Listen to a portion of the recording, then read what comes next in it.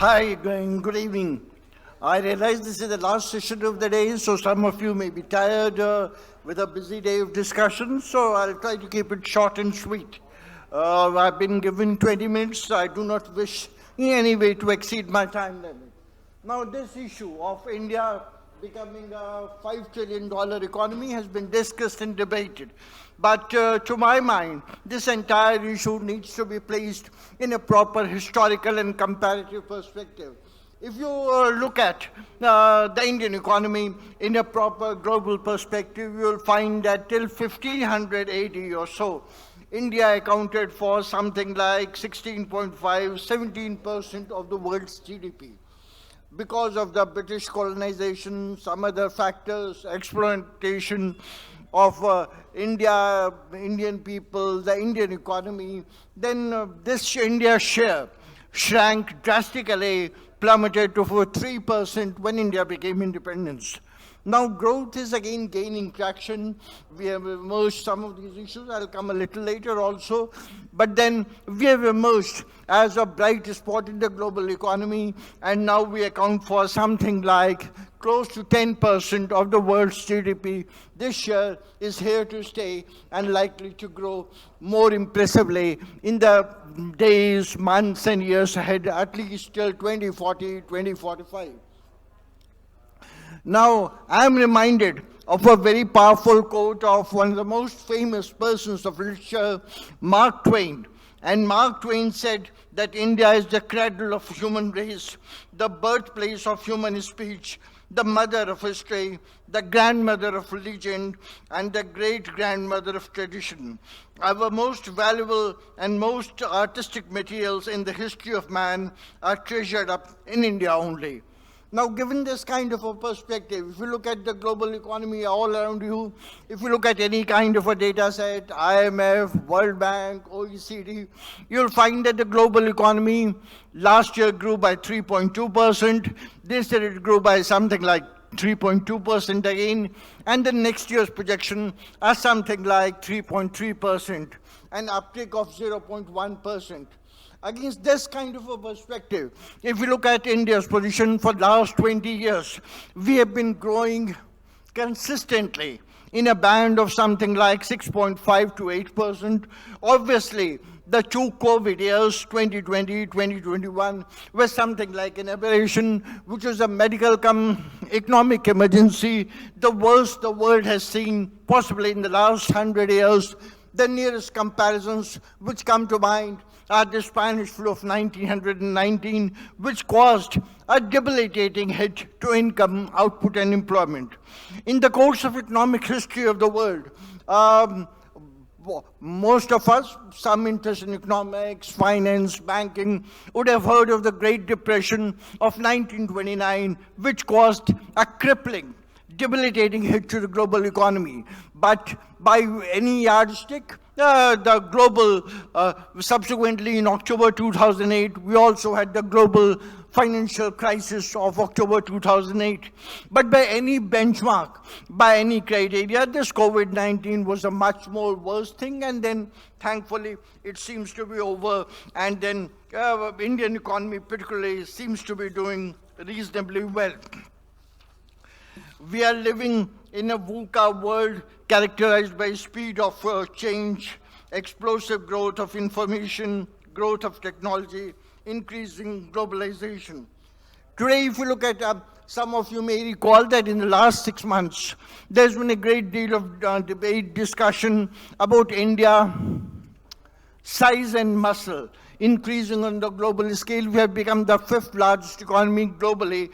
And what gave us some satisfaction, a sense of gratification, was the fact that we were able to push Great Britain, which was till that point, till about 6 months, 8 months back, the 5th largest, to the 6th slot. So with 7% consistent growth, and till 10 years back, we were part of the fragile 5 group. So we are seen as something like an outperformer, a country which has consistently, for the last 3 years, emerged as the fastest growing major economy.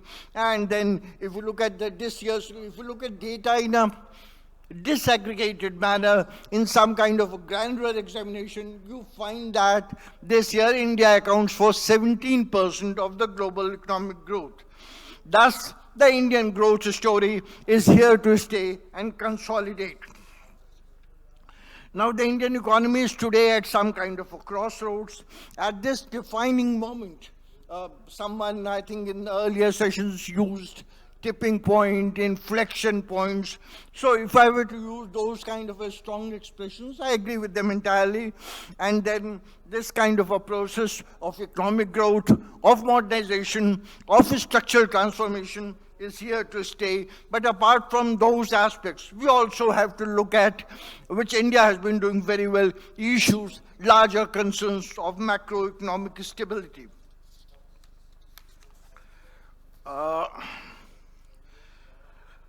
Now, why do we see that India's pursuit of a $5 trillion economy is based on sound and sustainable lines? Basically, if we look at the transforming triggers and drivers of the India's economic growth process, what you find is repeated references were made in the earlier session to the kind of digitalization we have seen in India in the last 15, 20 years, particularly in the last 10 years, which has created some kind of a silent revolution in the countryside. There have been large number of studies, also empirical evidences by multilateral institutions like the International Monetary Fund, the World Bank, OECD, and the IMF, in a particularly significant study, has highlighted the significance of digitalization-driven productivity gains in India. Now, here what happens is that the Indian growth process, we see that is being propelled from both the sides, from the demand side and the supply side. On the demand side, we have the consumer boom, ascendant middle class, and transition to a green economy. On the supply side, we have the larger issues of demographic dividend, greater access to finance, and streamlined infrastructure, not just physically, but also digitally. Apart from that, there are a large number of government schemes, production-linked incentive, credit growth. All this places India in some kind of a sweet spot with public policy of smothering shocks and crowding in of private investment because of government's capital expenditure. Now, if we look in economics, finance, banking, we always look at some kind of a leading development indicators, which give you a fair idea, because as you say, data does not lie. So if you look at some of the leading development indicators, tax collection, kind of buoyancy we have seen, direct taxes seem to be on some kind of a roll. Last year collections crossed well over, net collections crossed over, well over, when I say net collection, I mean total collections minus refunds issued, 20 lakh crore. GST again has been doing exceptionally well. There has been some month-to-month volatility, but on an average, something like 1,50,000 crore of GST collection in a month seems to be given. So when you extrapolate it, something like 1.7, 1.8 lakh crores a month, it works out to again well over 20 lakh crore. Capital market, there were some references, some ups and downs should always be there, but by and large, if you see the last few months, still with an government of alliance partner, some kind of a coalition is still consistently at about 80,000 odds level. I think in the last 1-2 days, it has crossed 82,000 also. So that could also be taken as some kind of a manifestation of the kind of strong growth impulses that you see in the Indian economy today. They are rising FPI inflows, debt, equity, core sector output has done well, forex reserves have also jumped from one high to another. I think if we look at the latest forex reserves of India, it will be something like in the region of $650 billion to $660 billion, a very impressive, humongous figure by any accounts. But as we say, sometimes the devil lies in the detail.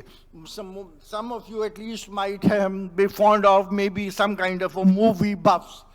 by some of you may recall a very famous picture, Hindi picture called Om Shanti Om, in which the main actor, Shah Rukh Khan, a leading role hero, says a very powerful dialogue, picture abhi baki hai mere dost. That means there is a flip side also to it. And there are certainly issues, points of discordant notes. There are areas which are not very pleasant. Let me briefly refer to issues of fiscal deficit consistently, close to 6% fiscal deficit of GDP. Last year it came down significantly, 5.6, but again, we have to bring it down in conformity with the targets given in the FRBM Act, Fiscal Responsibility and Budget Management Act. Another aspect I would like to draw attention to, that all of us have taken great pride in the fact that we have pushed Great Britain to the 6th slot. But picture abhi baki hai mere dost. Any kind of a cross-country comparison is riddled with serious methodological, operational, structural deficiencies. But by and large, a fair measure is what we call per capita income. And if you compare the position of Indian economy to, let's say, UK, you find India is still languishing at a per capita income of something like 2,700 US dollars, where UK is still at 44,000 US dollars. So we have a lot of catching up to do, and there are miles before I sleep. How do we go about accelerating this process? Basically, three aspects: consistent GDP growth of something in the region of 7 to 8% for the next decade and beyond. Investment has to be pushed up. It had fallen considerably in the last few years. Last 1 year, it has risen again significantly to 33%, 33.9%. But then for an economy of the size and muscle of India, 36% is supposed to be good. So we have to push it to 36%. Exports have grown very rapidly. Last year's figures came in at about $780 billion. This year's the projections are something like well over $800 billion. So far we've seen in the first 5 months of this financial year, we seem to be well on track to achieve this $800 billion. But going ahead, exports could also be a growth trigger. Infrastructure obviously has done very well. This is not to say there are areas of concern. As I said, fiscal deficit, current account deficit, inflation, WPI, CPI, the exchange rate between the rupee and the dollar, trading at something like 83 rupees to the US dollar, high unemployment. There are issues of absolute and relative poverty, also inequality in distribution of income and wealth. So these are some important areas of concern. When we look at the banking sector seems to be on a roll, which is some kind of a banking sector. In India is often looked at something like a microcosm, a miniature model of the broader macroeconomy. If we look at any indicators in terms of gross non-performing assets, in terms of net non-performing assets, in the level of gross and net profits, obviously banks have done phenomenally well. And what is important is this kind of a process seems likely to stay. People refer to case of technological innovation, financial inclusion, jam trinity, and going ahead, there are issues of asset quality, capital requirement, technological automation, compliance with Basel III norms.